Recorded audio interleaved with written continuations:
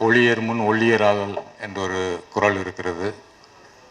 அறிவு நிறைந்த இந்த சபையில் நானும் பங்கெடுப்பதற்கு எனக்கு வாய்ப்பளித்தமைக்காக முதலில் தம்பி ஜோசப் ராஜாவுக்கு என்னுடைய நன்றியையும் இசாக்குக்கு என்னுடைய நன்றியையும் தெரிவித்துக் கொள்கிறேன். இந்த விழாவுக்கு தலைமையேற்றிருக்கிற பேராசிரியர் மதிப்புக்குரிய அண்ணாதுரை அவர்களே, நான் பெரிதும் மதிக்கிற தலைவர் அண்ணன் திருமா அவர்களே, வடபழனியில் உங்கள் அலுவலகத்தை கடந்து செல்லும் போதெல்லாம் மனதுக்குள் ஒரு வாழ்த்து நான் சொல்லிக்கொள்வேன்.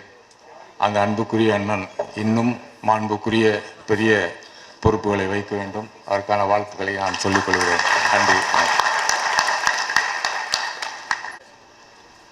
தோழர் செல்வா அவர்களே மற்றும் நண்பர் சேது குமரன் அவர்களே, அனைவருக்கும் இங்கு வந்திருக்கின்ற அறிவுசார் பெருமக்கள் அனைவருக்கும் என்னுடைய நன்றியை தெரிவித்துக் கொள்கிறேன். இந்த நூல் எழுதப்படும் போதே, ஒவ்வொரு கவிதை எழுதப்படும் போதும் நான் இந்த நூலை வாசித்திருக்கிறேன். அவருடைய முதல் வாசகர்களில் நானும் ஒருவன் என்பதை பெருமையுடன் இங்கு நான் பதிவு செய்கிறேன். ஒரு பாலஸ்தீன் போரை பற்றி ஏதாவது ஒரு நிழற்படம் கிடைத்தால் உடனே நான் தம்பிக்கு அனுப்புவேன். ஒரு நிழற்படம் என்பது 100 வார்த்தைகள் என்று சொல்வார்கள். அது மறுநாளே 100 வார்த்தைகளில் கவிதையாக எனக்கு திரும்பி வரும். அப்படி ஒவ்வொரு விஷயத்தையும் நுணுக்கமாக பார்த்து எழுதியிருக்கிறார். அவர்களுடைய வாழ்த்துக்களையும் நான் தெரிவித்துக் கொள்கிறேன். இந்த நூல் எனக்கு 3 விதத்தில் எனக்கு பிடிக்கும். ஏன் இந்த நூல் எனக்கு பிடிக்கும் என்பதற்கு 3 காரணங்கள் இருக்கிறது. தோழர் அதில் இருக்கக்கூடிய அரசியலை பற்றி பேசினார். நான் இந்த நூலில் இருக்கக்கூடிய அழகியலையும் அதில் இருக்கக்கூடிய தொழில்நுட்பத்தையும் பற்றி ஒரு திரைப்பட மாணவனாக நான் பற்றி பேச விரும்புகிறேன். முதல் காரணம், தமிழில் அகம் புறம் என்று அகப்பாடல்கள் இருக்கிறது, புறப்பாடல்கள் இருக்கிறது. அகம் என்பது காதல் வாழ்க்கையை சொல்கிறது, புறம் என்பது போர் வாழ்க்கையை சொல்கிறது. இந்த பாடல், இந்த கவிதை நூல் போர் பற்றிய அக உணர்வுகளை சொல்கிறது. அந்த வகையில் தமிழில் எத்தனையோ கவிதை நூல்கள் வந்திருந்தாலும் முழுமையாக ஒரு போரை பற்றிய, போர் ஏற்படுத்துகிற தாக்கங்களை பற்றி பதிவு செய்கிற முதல் நூல் என்பதால் இந்த நூலை எனக்கு பிடித்திருக்கிறது. ஈழத்தில் போர் நடக்கும்போது நிறைய கவிதை நூல்கள் வந்தன. அவர்கள் நம் மொழியில் அழுதார்கள், நம் மொழியில் கதறினார்கள். நமக்குள்ளே ஒரு அன்பும் பாசமும் பொங்கி வந்தது, அது வேறு. ஆனால் 5000 கிலோமீட்டருக்கு அப்பால் இருக்கக்கூடிய அவர்கள் மொழி வேறு, இவர்கள் சொல்வது போல இனம் வேறு, இவர்கள் மொழியில் சொன்னால் மதமும் வேறு. ஆனால் அதற்காக ஒரு கவிதை எழுதுகிறார், முழு தொகுப்பு எழுதுகிறார் என்பதால் இந்த தொகுதி எனக்கு மிகவும் பிடித்திருக்கிறது.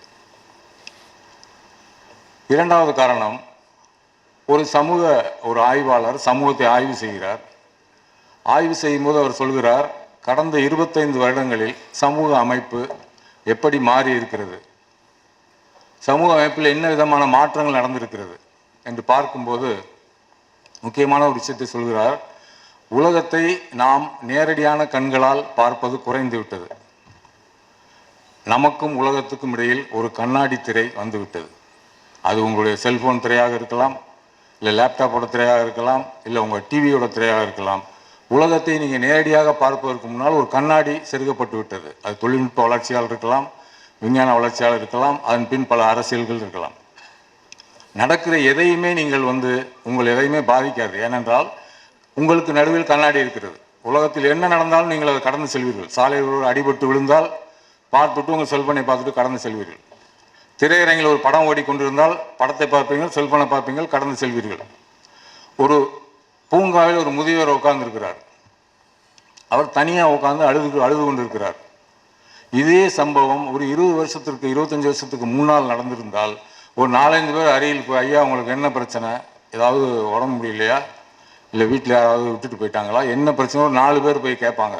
ஆனால் இப்போ இருக்கக்கூடிய மனநிலை, அவரை பார்த்து கொண்டே கடந்து செல்வார்கள், அல்லது செல்போனில் ஒரு ஃபோட்டோ எடுத்து சமூக ஊடகத்தில் அதை பற்றி எழுதுவார்கள். அப்போ எவ்வளவு அளவுக்கு நம்ம விலகி செல்கிறோம் என்பது, இந்த கண்ணாடி திரை என்பது மிக மோசமான ஒரு விஷயமாக இருக்கிறது. அதனால் அந்த ஆய்வாளர்கள் சொல்கிறார்கள், இந்த சமூகம் ஒரு விதமான நெகிழ்வுத்தன்மையை இழந்துவிட்டது, எதையும் பார்த்து நெகிழ்ச்சி அடையக்கூடிய தன்மையை இழந்துவிட்டது, கோபத்தை இழந்துவிட்டது, ஒரு விதமான அறச்சீற்றத்தை இழந்துவிட்டது, எல்லாம் ஒட்டுமொத்தமாக எம்பத்தி என்கிற பரி உணர்வை அது இழந்துவிட்டது. இந்த சமூகம் என்பது மற்றவர்களுக்கு நடக்கக்கூடிய விஷயத்தை பார்த்து இதில் நான் ஏதாவது பங்கெடுக்க முடியுமா, இதை பற்றி நான் ஏதாவது குரல் கொடுக்க முடியுமா, அப்படி என்கிற விஷயத்திலிருந்து ஒதுங்கி அதை வேடிக்கை பார்த்து கடன் செல்லக்கூடிய இடத்துக்கு அந்த மனப்பான்மை வந்துவிட்டது. அப்போ எம்பத்தி என்கிற ஒரு விஷயம் இந்த நூலில் முழுமையாக இருக்கிறது.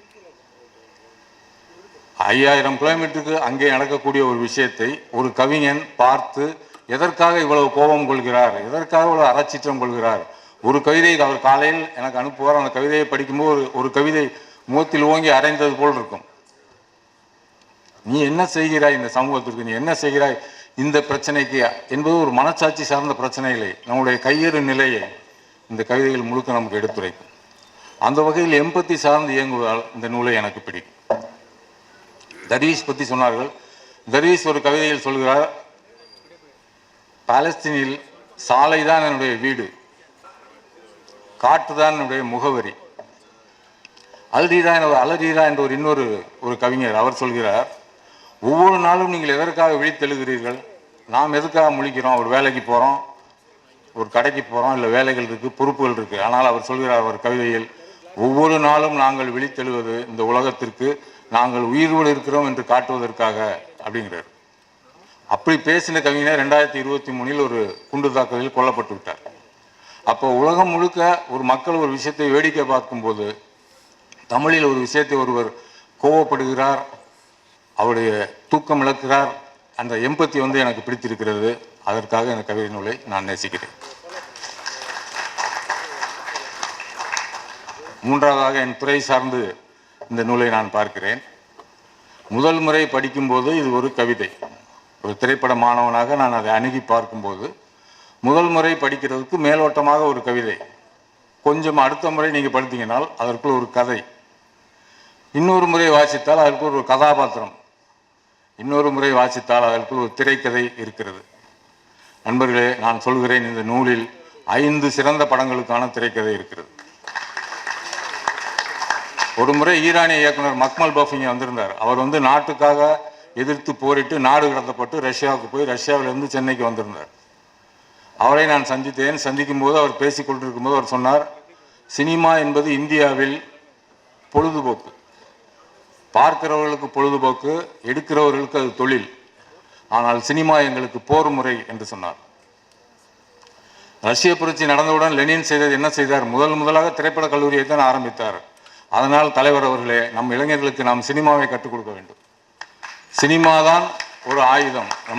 நம்ம எல்லோருடைய கையிலும் இருக்க வேண்டிய ஆயுதம் என்பது ஒளிப்பதிவு கருவி, கேமரா தான். அந்த கேமராவினால்தான் பல சாம்ராஜ்யங்கள் வீழ்கின்றன, பல மடங்கள் வீழ்கின்றன. பாலச்சந்திரனின் மரணம் ஒரு கேமரா தான் உலகத்திற்கு சொன்னது.